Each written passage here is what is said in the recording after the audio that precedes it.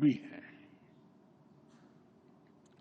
आज Bharat global space aviation convergence का एक उभरता हुआ लीडर है।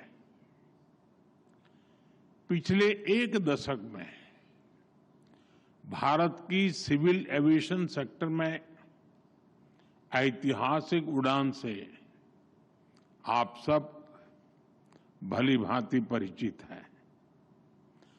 साथियों, ये समिट, ये डायलॉग एविएशन के साथ ही ग्लोबल कोऑपरेशन, क्लाइमेट कमिटमेंट्स और इक्विटेबल ग्रोथ के शेयर्ड एजेंडा को आगे बढ़ाने का एक माध्यम भी है।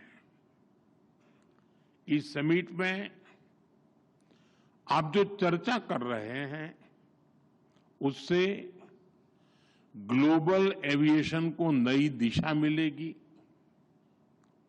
मुझे विश्वास है हम इस सेक्टर की इन्फिनिट पॉसिबिलिटीज को टैप कर पाएंगे, उन्हें और बेहतर ढंग से यूटिलाइज कर पाएंगे।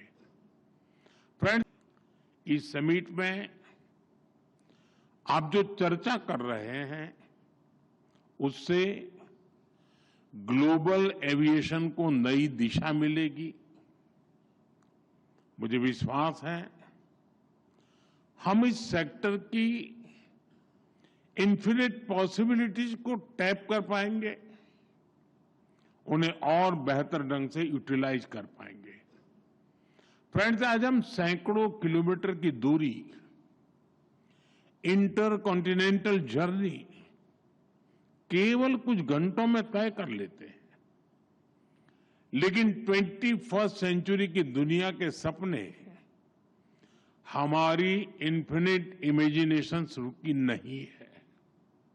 आज इनोवेशन और टेक्नोलॉजी अपग्रेडेशन की स्पीड पहले से भी कहीं तेज है और हमारी स्पीड जितनी तेज हुई है, हमने उतनी ही डिस्टेंट डेस्टिनेशन को अपनी डेस्टिनी बनाया है। आज हम एक ऐसे मुकाम पर खड़े हैं जहां हमारे ट्रैवल प्लान केवल धरती के शहरों तक सीमित नहीं है।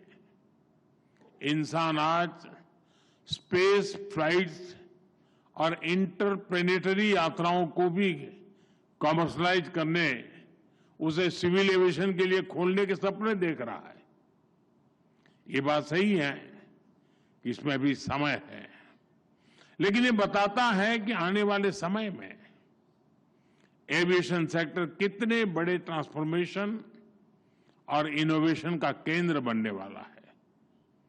भारत इन सभी संभावनाओं के लिए तैयार है। मैं इसका आधार भारत में 3 मजबूत पिलर्स के कारण बता रहा हूं। पहला, भारत के पास मार्केट है। ये मार्केट मात्र कंज्यूमर्स का समूह नहीं है, ये भारत की एस्पिरेशनल सोसाइटी का प्रतिबिंब है।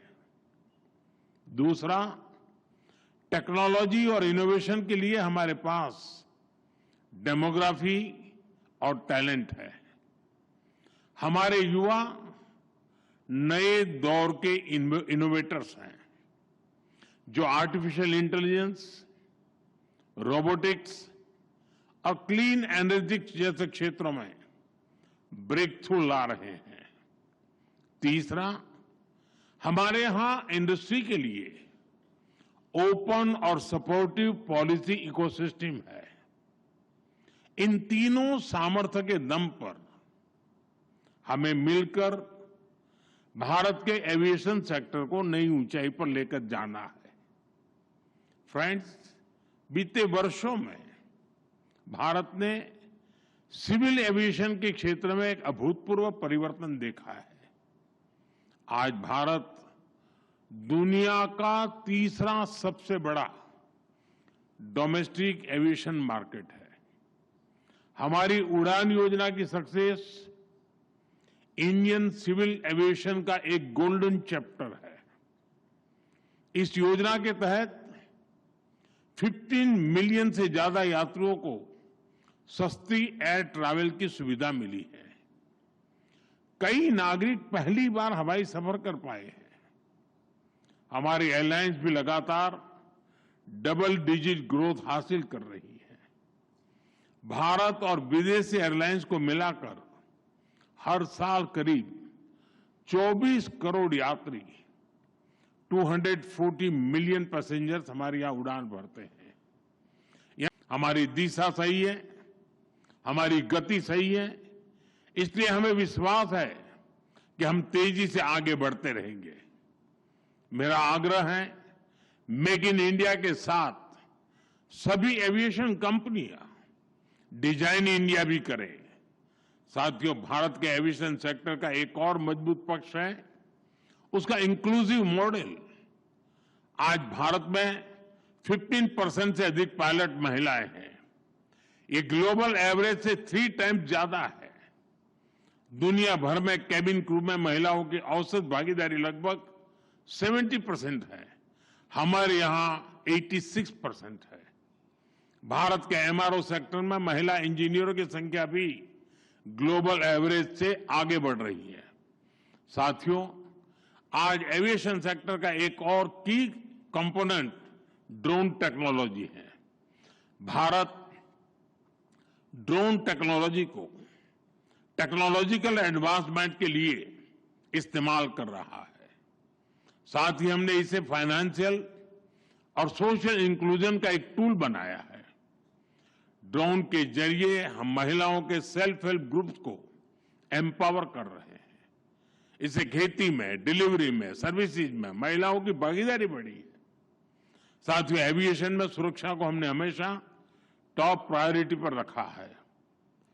आईकाओ के ग्लोबल स्टैंडर्ड से भारत ने अपने नियमों को अलाइन किया है। हाल ही में आईकाओ की सेफ्टी ऑडिट ने हमारे प्रयासों को सराहा है। एशिया पैसिफिक मिनिस्ट्रियल कॉन्फ्रेंस में दिल्ली डिक्लेरेशन एडॉप्ट होना भारत के कमिटमेंट का प्रमाण है। भारत हमेशा ओपन स्काईज और ग्लोबल कनेक्टिविटी के समर्थन में खड़ा रहा है। हम शिकागो कन्वेंशन के सिद्धांतों का समर्थन करते हैं। आइए हम मिलकर एक ऐसा फ्यूचर बनाएं जहां हवाई यात्रा सभी के लिए एक्सेसिबल, अफोर्डेबल और सिक्योर हो। मुझे विश्वास है कि आप सभी एविएशन सेक्टर को नई ऊंचाई पर ले जाने के नए समाधान निकालेंगे। मैं आपको अनेक अनेक शुभकामनाएं देता हूं। बहुत बहुत धन्यवाद।